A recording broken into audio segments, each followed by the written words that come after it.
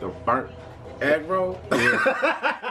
Here in New Zealand, you know, the whole coronavirus COVID thing is pretty much, they've kind of wiped it out here. So everything's pretty much normal. It's hard to think, like when you see stuff on the news, like from the States and stuff, you know, what it's like there, because it's totally different here. It's like everything's just open as normal. You don't see anybody wearing masks. You don't have any like social distancing stuff anymore. So that's one of the things that I was going to ask you, because over here in the States, we see like stuff that's going on in the world, and New Zealand is one of the places that definitely have a lower coronavirus cases versus other countries around the world, even in America. So I was going to ask you, like, what do you think New Zealand did right that America didn't do right? So if we rewind back to like March, you know, and you can kind of see it starting in like China and stuff. And then they started to get a few cases in New Zealand. It was kind of a day by day. They were announcing how many cases they got each day. So there's only 5 million people in New Zealand, right? And they have kind of like a national news. They don't really have like kind of city news agencies like in the States, you know, like LA's got their own news, St. Louis has got their own news. So they basically reporting all the new cases in the country every day. And it was kind of going like from, you know, 5 new cases to 20 new cases to 50 to 100 a day. And that's when they said the borders are closing.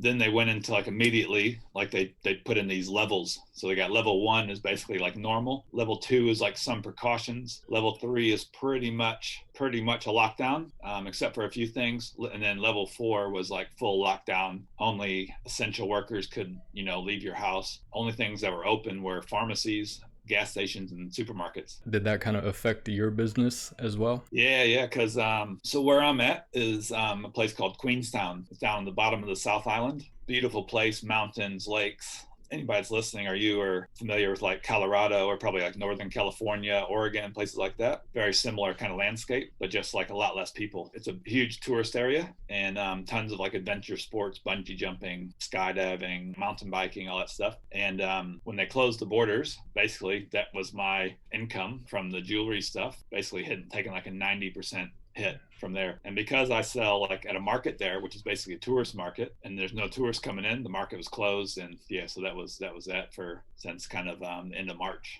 This concludes our Danse Macabre.